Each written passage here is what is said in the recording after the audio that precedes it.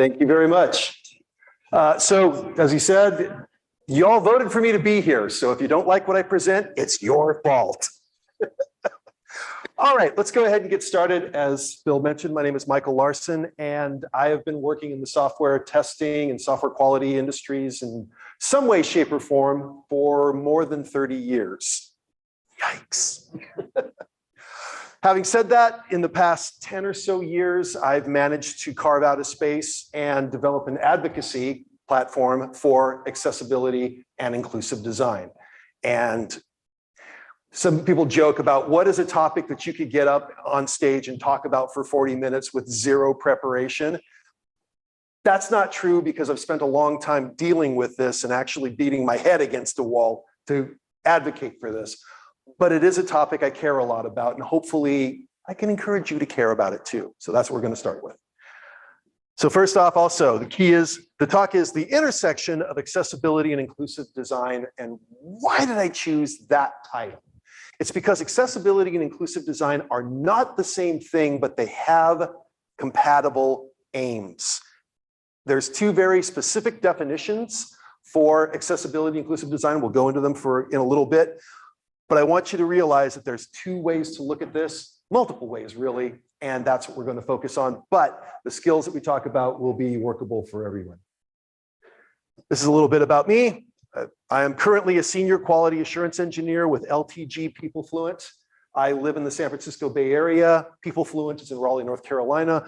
LTG, I believe, is in Bristol, UK. I'm also the co-host and producer of a show called The Testing Show. It's a podcast that you can get to everywhere if you so choose. I have a blog, mkltesthead.com. I'm actually live blogging this conference. So if you want to see what I'll be posting during the course of the next couple of days, that's where you can go. I am on Twitter as mkltesthead. And if you want to hook up with me on LinkedIn, there you go. That's all my deets. Let's get to the meat of the matter. What is my motivation here? Why do I want to have you care about this? I want to encourage the development of products that allow as many people as possible to use them, plain and simple. And if you have a disability, I want to eliminate as many barriers as possible so that you can experience as close to the benefits of your normative counterparts. We'll get into what those words are and the way that I use them. Thank you very much. That's perfect. Got to do the marketing stretch, right? All right, close that down. So this was the post, interestingly enough, for one of the first talks that I gave solo on. So you'll notice the date here is a little bit ago. But this was the thing that prompted me on this and that really made me say, he's right. And I want to do something about this. And at the time in 2015, for those who remember, this is when the Apple Watch was starting to get a lot of traction. People were really excited about it. And when I saw this, it really hit me. And I went, wow. I'm worried that people are more concerned with getting their websites working on rich people's watches rather than they are for blind people to be able to use that information. And thus, I've used this as my go-to slide ever since, as a way to encourage you to think about this. And if that doesn't do it, I'm hoping this does. There is an entire blog dedicated to accessibility failures. And I could honestly give an entire talk just on horrible accessibility, not just in the virtual space, but in the physical space. And that's why I include these. Are they accessible? Yes. Do they help? Not in the slightest. And that's part of what I want to talk about. More than anything else, I'm not going to really tell you what to do for accessibility or how to go about it. I'll give you a couple of hints and tips here and there. But more to the point, this is a talk about advocacy and mindset. And that's what I want to impress on everybody, is I want to give you the mindset and the get up and go gung-ho attitude to say, I want to do something about this. And if you do, welcome aboard. Let's go. So why should we care about this? Number one, it's the right thing to do. It's also the law in a lot of places. Many times people will get into a situation to where accessibility matters to them, because they're getting sued. They have decided that, oh, you know what? It's going to cost us a lot of money if we don't make our products accessible, more so than anything that we're not going to make if we don't bother. So I guess we better go about this. Or you discover one day, hey, a very large business or government contract is coming in. It might be worth millions of dollars or tens of thousands, hundreds of thousands of seats for your license. Awesome. Oh, but by the way, it needs to meet the WCAG rules for accessibility and the Section 508 rules for disability and all the accessibility guidelines. And we would appreciate you doing an audit and making sure that you fit that. And then you do that audit. And the terror that comes over people's faces when they realize how much needs to be fixed. Ooh. Little hint here, gang. If you're going to do anything with accessibility, it's better to start earlier than later. Accessible sites are more usable for everyone. Everybody benefits when the site is accessible. And you can find that accessibility becomes important in the strangest of locations. And I'm going to get into that a little bit more in a bit. And frankly, as I just said, it's good business. Save yourself from being sued, and you might be able to get some really big contracts if your stuff is accessible. By the way, I'm going to give you a quick little cheap hint that's not part of my presentation, but it just popped into my head.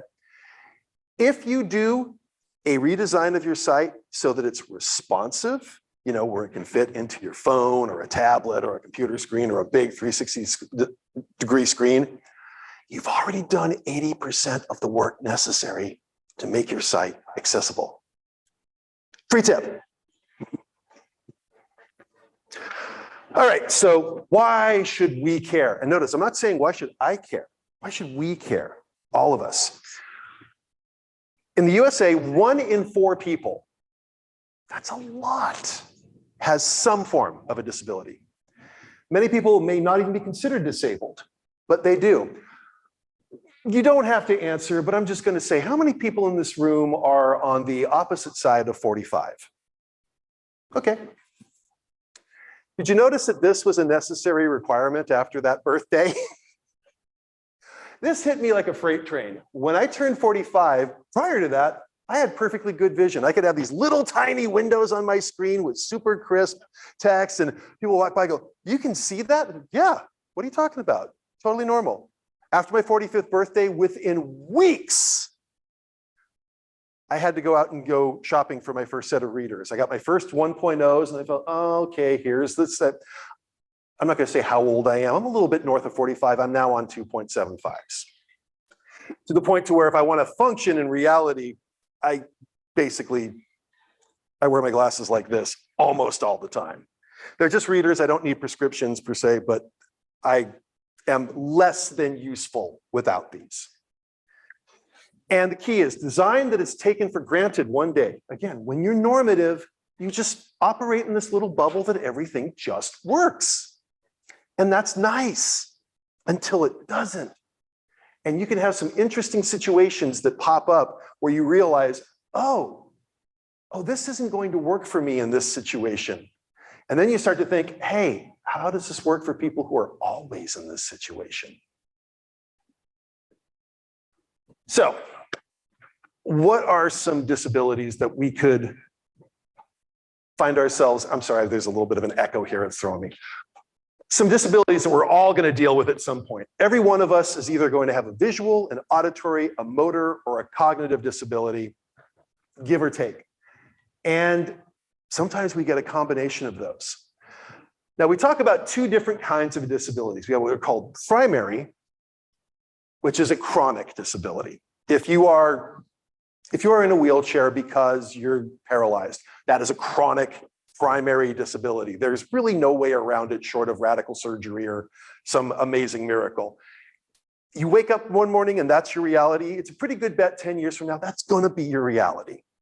Unless I can manage to get some kind of LASIK surgery or something, this is my reality. It's not as bad as others. It's not as challenging as others, but it is a reality and I have to deal with it. But there's some other disabilities that we don't think about very often, and those are called our secondary or situational disabilities. Let's talk about some of those. So first off, populations are living longer and they want to do the things that matter to them. And part of the benefit of living longer is disabilities become part of your reality. Now, I have a phrase that I learned a number of years ago that I really love, and it has a great graphic that goes with it too. It says, "Do not regret growing older, because it is a privilege denied to far too many." And I appreciate that sentiment, but also, as you grow older, you have to accept the fact that certain things that you take for granted when you're younger are going to become problems later on. And you need to be able to deal with them. And it helps if the things you rely on can adapt with you. Another thing I want to mention here is people are not able-bodied or disabled. I use these words carefully, and I don't have an agenda with them. I just find them useful to have a conversation and develop advocacy. Because when you talk about disabled or able-bodied people as black and white, it's very easy to other people. So disabled, oh, they're in this category, and able-bodied people, they're in this category. And there's a nice line between them. False, not true. Disabilities happen on a continuum. In other words, I'm not able to see one day and suddenly I am without sight. Most of us will have some kind of a diminishment of that capacity. And as the years have gone by, I've noticed the diminishment of the capacity. I went from 1 diopter at 45 to 2.75 diopter where I'm at now.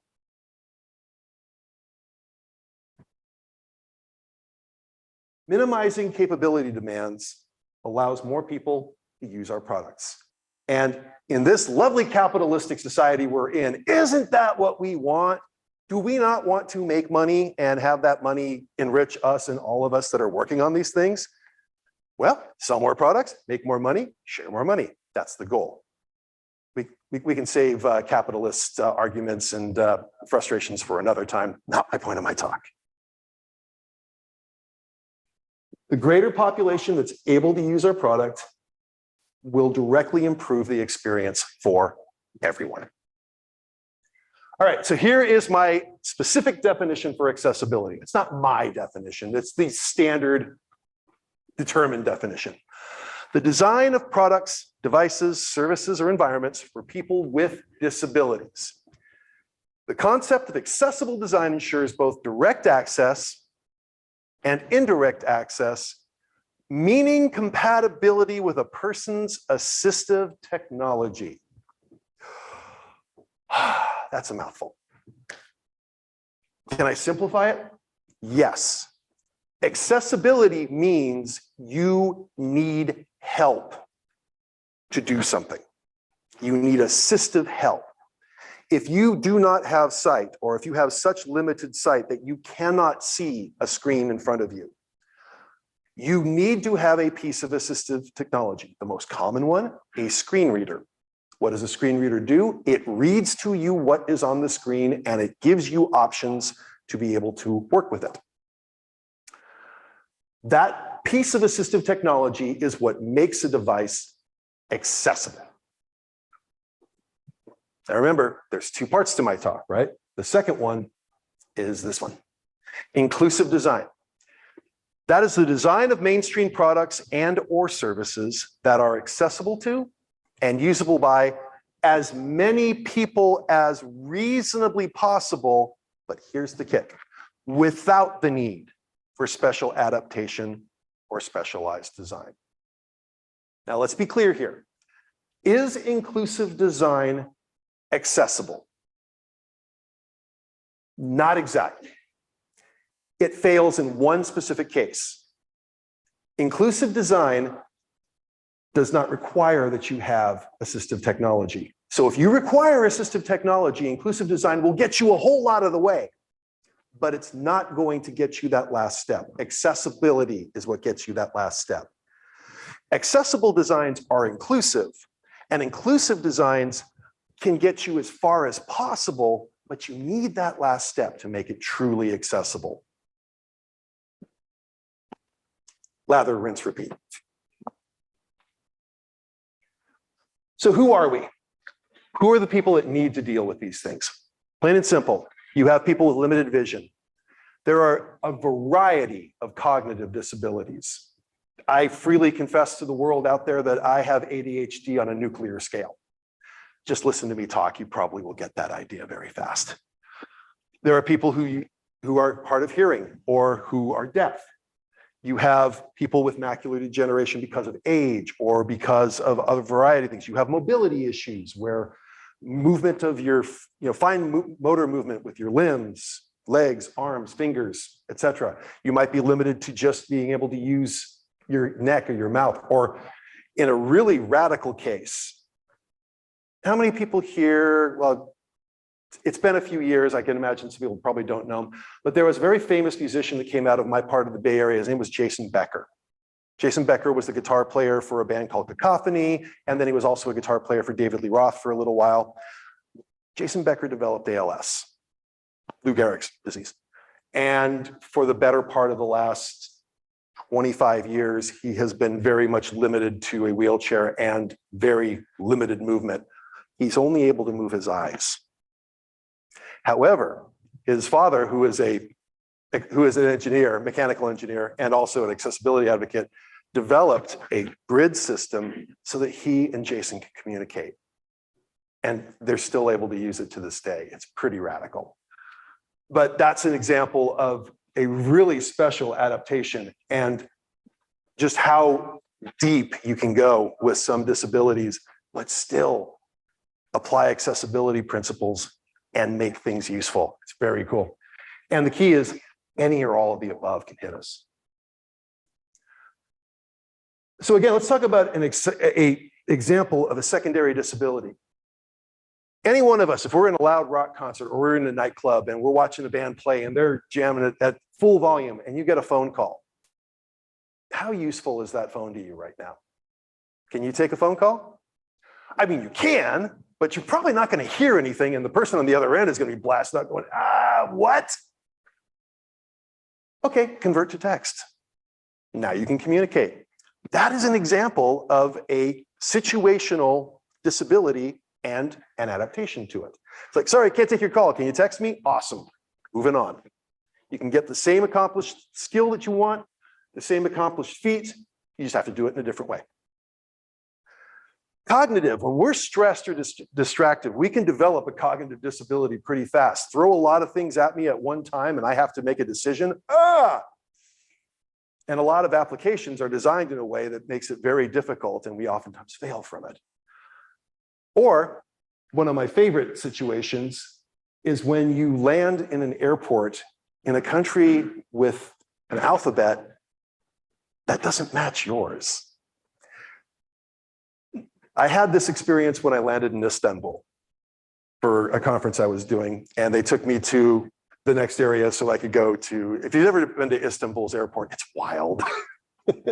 You land on the tarmac, you step out on these ladders, there's buses waiting for you, and they shuttle you off to whichever building, depending upon where you're going. It's one of the coolest airports, but it was the one time in my life when I genuinely felt fish out of water, because every sign around me was not even in English, but not even in an alphabet that I could recognize. And it took me a while until I got to a place where there was, oh, okay, I can communicate now.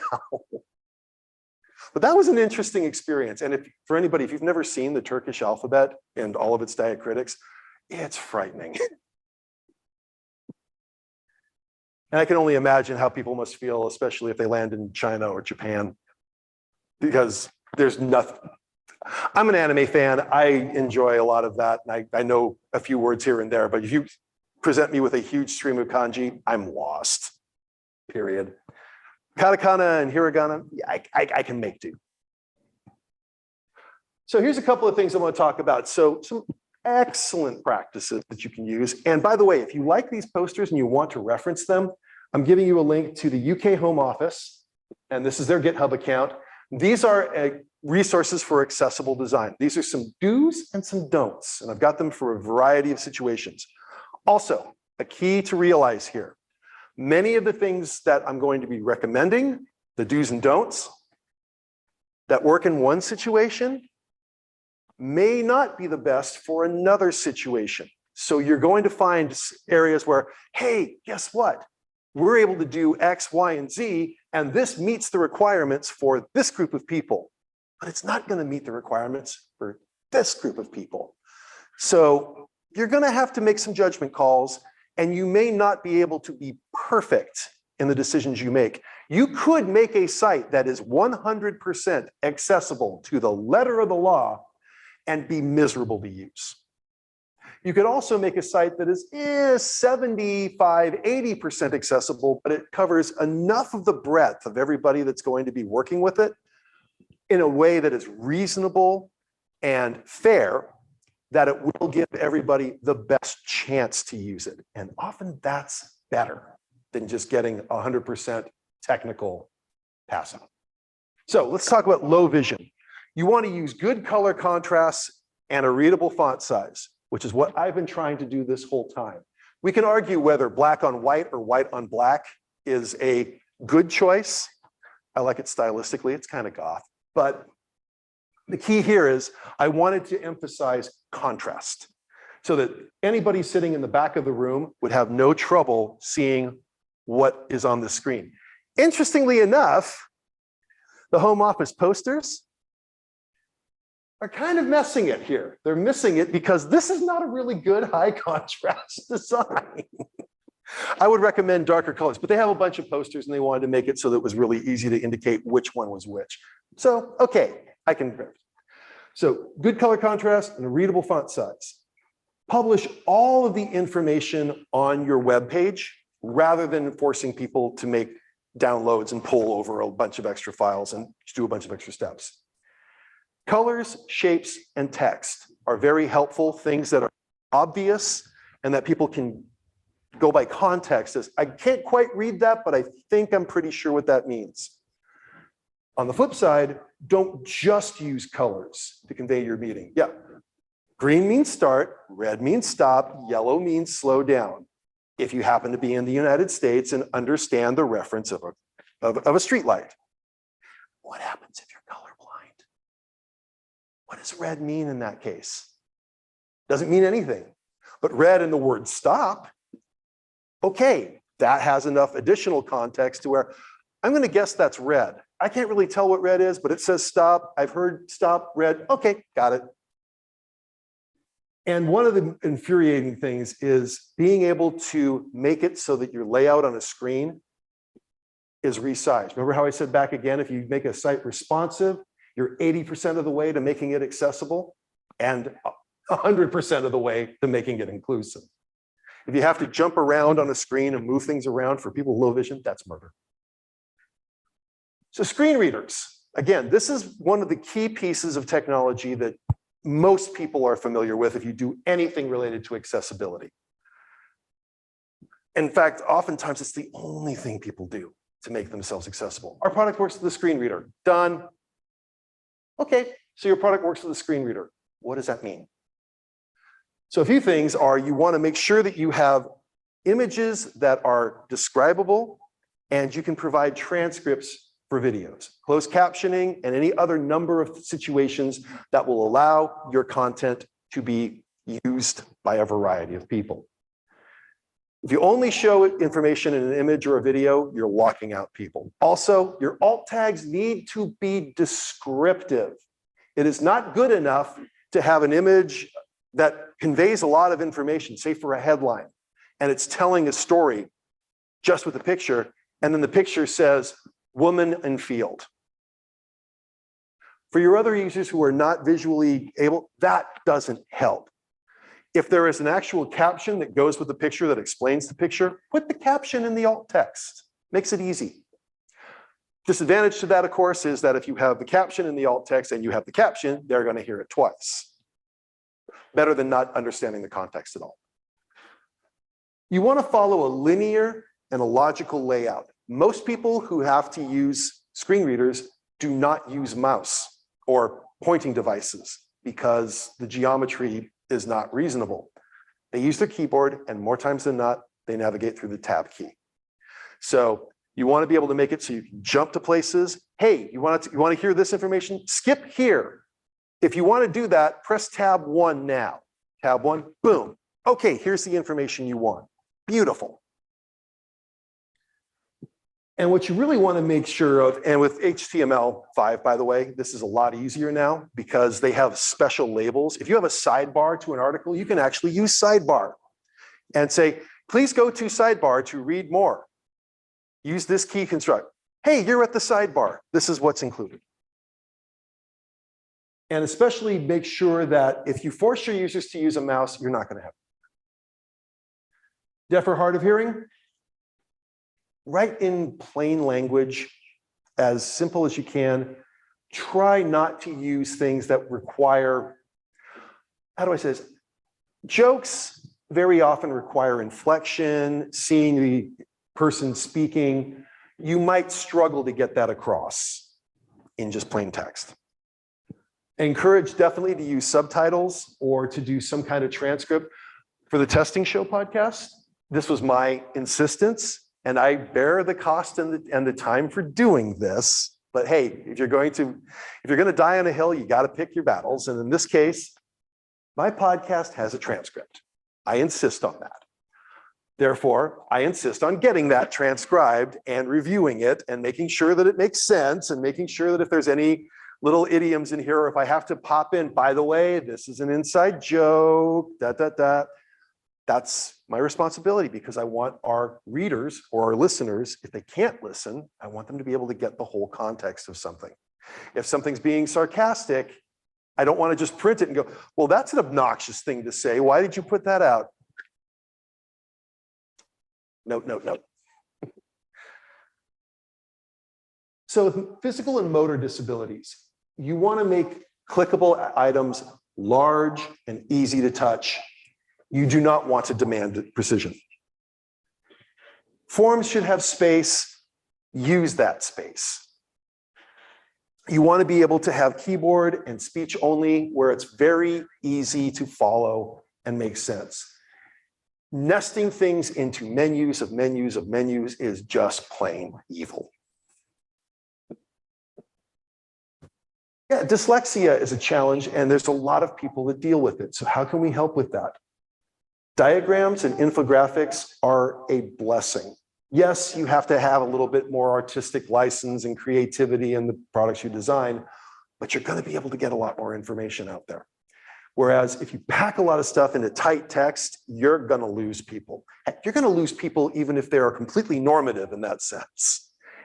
But I have a tool that we can talk about that I recommend everybody use. We'll get to it. Keep your content short, clear, and simple, and do not necessarily require people to have to spell things correctly to be able to move on. That takes some doing, I'll be fair. And again, this is one of those, but wait, you want to be able to have precision, but you also need to, see, you're going to run into areas that don't necessarily match perfectly. And if you have autistic spectrum, use bright contrasting colors as a don't. But what did we just say about being able to make sure a site was visible? Use bright contrasting colors. How do you balance that? It's not easy. And sometimes you have to make a judgment call. If I would say, what are the bright contrasting colors you want to focus on? I would say, if you have text against a background and you want to make sure your text is the prominent thing, that's where you put your color contrast. Making colors that are really bright and stroby is just a bad idea and garish for everybody. Pick your battles. Again, writing in plain English versus using figures of speech and idioms. If somebody could potentially get lost, or if your witty sarcasm might potentially be mistranslated, guess what? It probably will. Also, what I like here is make your buttons or links descriptive, and this goes for everybody. When your links say, click this so that you can get our newsletter. You know what it's doing, you know what the purpose is. How many of you have been to sites where you click here, click here, click here, click here, click here, click here? Now, if you're reading it, you could probably get the context of what's happening there. Imagine you having to use a screen reader and you hear a whole bunch of links that just say, click here. I've seen it. I've actually run across pages that do that. This one guy on a blog was making a point to say that, hey, these products are readily accessible. You can get it from here, or here, or here, or here, or here, or here, or here, or here, or here. 12 times. Each one of those heres was a different link. Now, I got what he was trying to do, and I thought, okay, that's kind of funny. But I said, but from an accessibility, inclusive design standpoint, that's horrible design. So I want to give each and every one of you something that you can take away here. This is a skill every one of you can apply starting today. And I want you to put this in your mind as how you are going to advocate for accessibility and inclusive design. Be humble. And it's an acronym. Humanize, unlearn, model, build, learn, and experiment. What do you mean by humanize? Be empathetic and understand the emotional components of what you're working with. If you have to understand a person's disability, how can you do that? In some cases, you can do it by just getting into the person's mind space. Cover your eyes if you have to, or put yourself in a situation where your hands aren't functional. I've actually duct taped my fingers to practice that at times. But here's an important thing to realize. Even if you can do that, at the end of your testing session, you can unwrap and you can go back to being exactly who you were as though it were nothing. People you're working for can't do that. Unlearn. If you're used to using a mouse, unplug your mouse and force yourself to use your keyboard to navigate around. See how effective you are. See what gets in your way. Switch up your habits to do so. One of the things I like, now the picture that you saw earlier where you saw those 6 individuals, that comes from a book called A Web for Everyone. And that's in my preferred reading list at the end of this, so I'll definitely share with you. But they actually have personas. And the personas are very specific. And they spell out who the individuals are and what their challenges are. So you can actually interact for those people. And it's pretty neat. So by developing and modeling these things, you're able to understand these issues better, and you're better able to communicate about them. Because now it's not abstract. It really deals with specifics for an individual. Build. Build up your knowledge. Learn testing heuristics. What skills are going to help you? What tools can you interact with that will help you get an edge to be able to talk about these things? What's going to allow you to be able to go into a meeting and just say, you know, our site is not accessible. Okay, what should we do about that? Well, that's not very effective. Hey, you know what? I was looking through our site, and do you realize that we have a whole bunch of images that have absolutely no alt tags on them? Do you realize that every one of our pages, there's not a single skip link in there? We have all these documents that have sidebars and no way of getting directly to them. Have you actually gone through and tabbed through our menu? Did you know it's impossible? Did you know that getting from one side of the menu to the other, if you're nested in, you can't back your way out, and there's no way to tell how to do it? Have you actually turned on VoiceOver on your Mac and walked through your application and heard what it's telling you? That is a big difference. Seriously, a little project for everybody. Find your favorite website, or maybe just find your company's website. If you have a Mac, turn on VoiceOver. If you have a PC or something, download NVDA or Orca is a free screen reader that works on pretty much everything. Turn on the screen reader and just go through and navigate your site using the tab key in your keyboard. Don't bother with the mouse. See if you can get around and see what that screen reader thinks your site is telling them. Now imagine closing your eyes and having that assault your senses. Key thing here, learn. What are the barriers people have? How do people perceive, understand, and operate, especially if situations that we take for granted aren't there?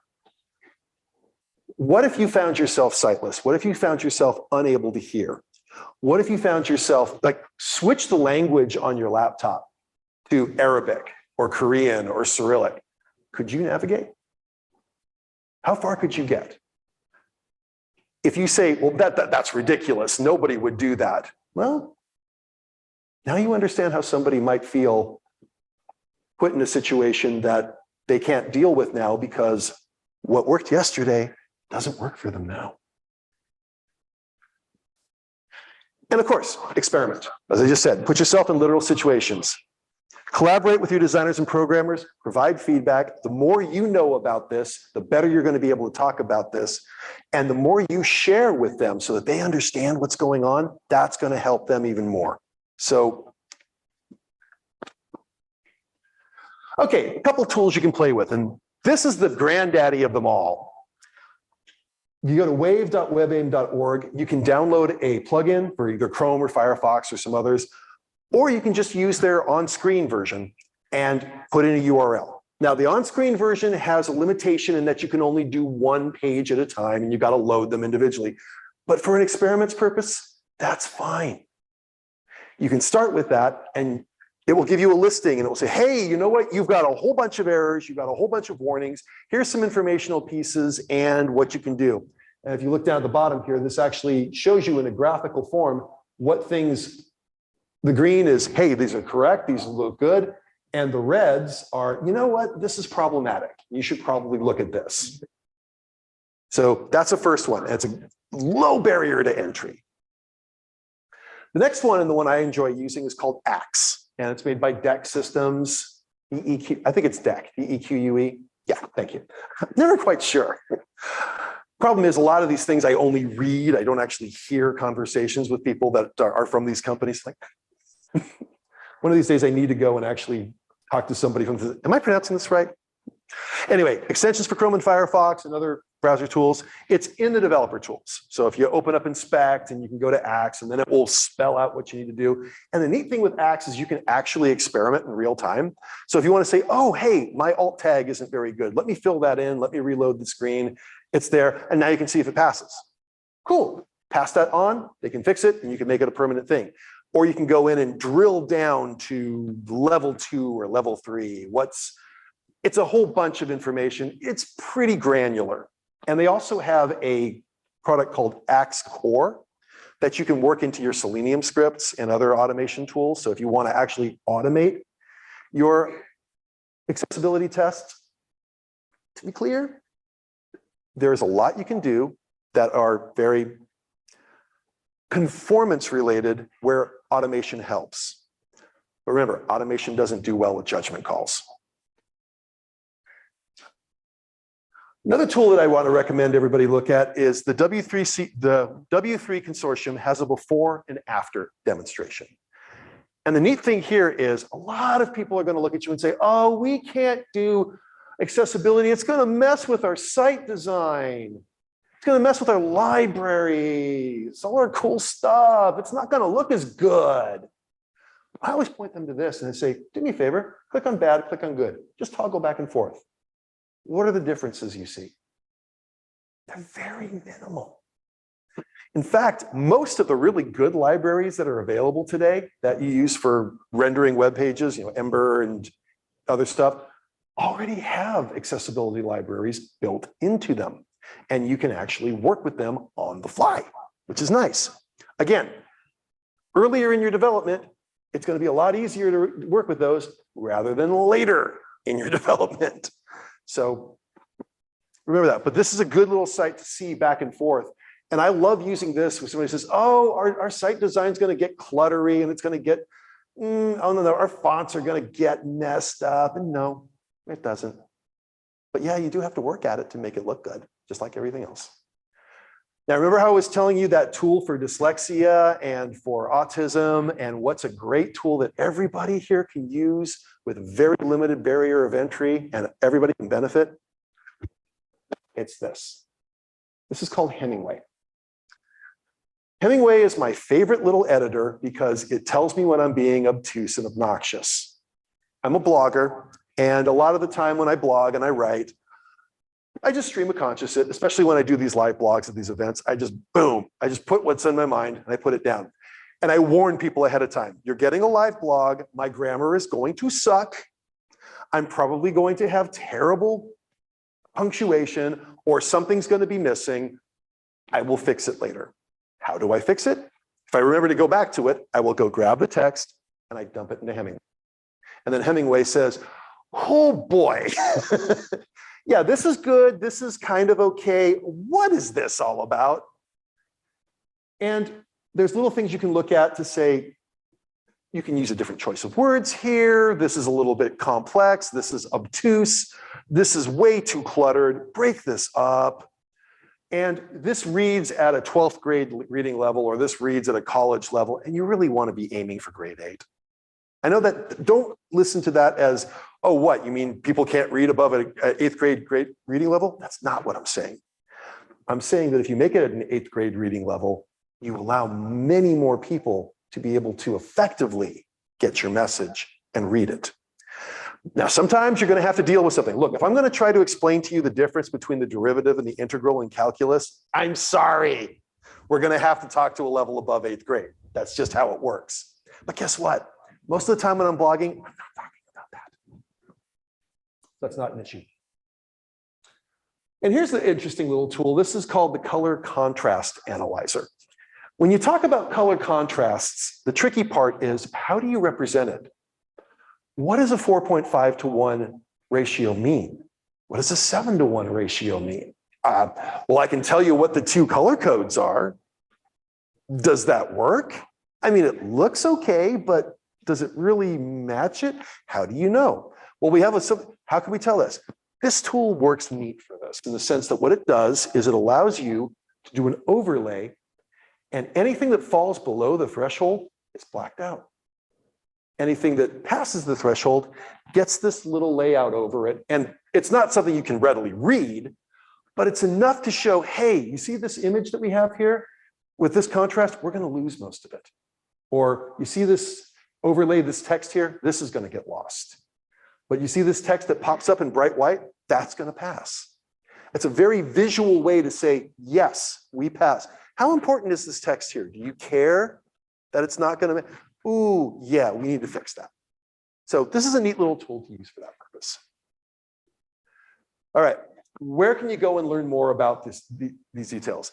WAI and ARIA is a special scripting language that allows you to go a bit above and beyond standard alt tags and HTML syntax. This allows you to map things in. If you want to map special key commands into your voiceover or your dictation software, ARIA allows you to do that. It's very rich and it has a lot of features. I could honestly give an entire workshop about how to deal with ARIA by itself. The Web Content Accessibility Guidelines, WCAG, just know it's dense. There's a lot of stuff there. But if you understand the key, the areas, is the site understandable? Can you interact with it? Do you have a variety of ways of doing it, etc.? Once you get those in play, then the little minutia details become a lot easier to deal with because they're hierarchies. So it's not like I have to look at 250 things to be compliant. You really need to look at 7 areas and then decide which of those areas are most important for your audience. And the Inclusive Design Toolkit from the University of Cambridge, that's a fun place to go into. They have a few tools that are pretty neat. One of which, if you can afford it, get the gloves. They make these neat little gloves that you can slide on your hands, and they have ratchets to where if you want to simulate what it feels like to have advanced stage arthritis, you can put those gloves on and everything becomes very difficult. Warning, these are expensive. But somebody out there is a little bit enterprising and knows how to work with knobs and gears and has like some really thick cable ties and some duct tape and such. You could simulate this. Not saying I haven't tried. Yes, I have. But yeah, if you have a spare $200 lying around, their gloves are unique and very interestingly controlled. They also have a kit that you can buy, which are stackable glasses to make progressively poorer vision. So you can see how far down you go until I can't really use the site anymore. So if you want to go, I'll leave these up for anybody who wants to capture them. Also, I will send out a link to this for anybody who wants it. I'll also post it to SlideShare so that people can have it, and it will be part of the proceedings. For the toolbox, you have Wave, Axe, the color contrast analyzer. This is where you get them. Hemingway's editor, and the before and after demonstration, and the WCAG And the final thoughts I want to share with you, and I hope you can all see the pictures here. If you are not clear about what you are looking at or for, your intended users won't be clear on it either. Act accordingly. And again, here's my further reading details.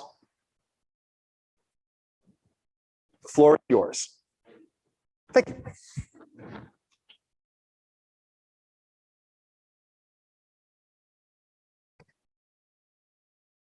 see, chat. Question, yes.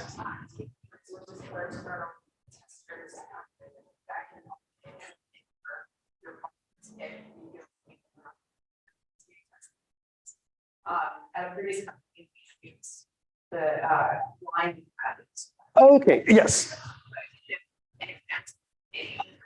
There are a few places. The one that I am most, I think you're talking about the Lighthouse Academy.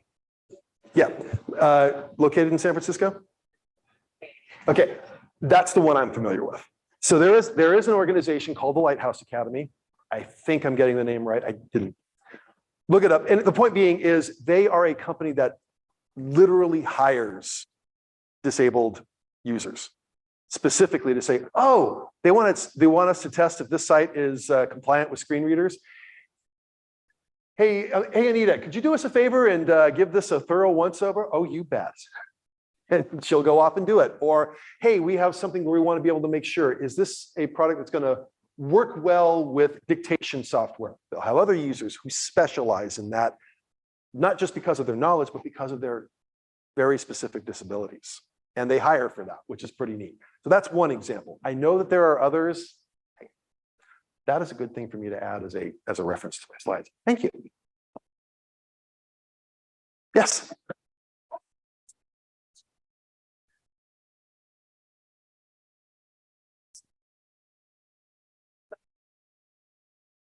So one of the things that it's in the WCAG specification, and it's an option that you can use. In a number of places, you might find sites that actually have like a slide bar or a tab option that will allow you to increase or decrease the zoom on a page. Page zoom can be helpful as long as you have programmed your elements to respond accordingly. Sometimes all that will happen is it will just blow it up. And if you have a graphic with an embedded text, well, that's pixelated. And if you then say expand to 300%, now this perfectly visible icon that had all this information that was easy to understand is now unreadable. That's bad design. By contrast, if you have something to say, embed a naturally vectored font inside of a widget that can also expand or contract on a vector level, then that can work. Have your fonts also be scaled. Not so much, hey, our font is 12 pixels. That's not helpful because it will not scale correctly. What do you mean by 12 pixels? If you have an H1, H2, H3, it's better to have a proportion than it is to have an absolute, because if you have absolutes, then your browser zoom can mess things up dramatically. So browser zoom can be a very good tool, but it requires excellent design hygiene, if that makes sense. I hope that answers the question. Yes.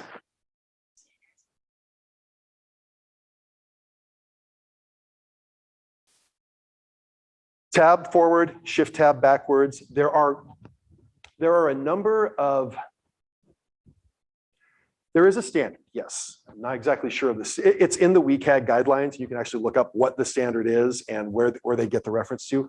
But tools like JAWS and Orca and NVDA, most of them use the same sequence of key commands because they're well known. JAWS also, however, because of the fact that they're a proprietary product, they do have some of their own that other people aren't allowed to use. And you can decide for yourself if JAWS is an important tool to use for your organization, or if it makes sense to use a more freely available product. The most important thing is if you're using a freely available product, you want to go with the most standard uses. And if you do design something that goes outside of it, you need to document it and draw attention to it. So, but yes, there are standards for it.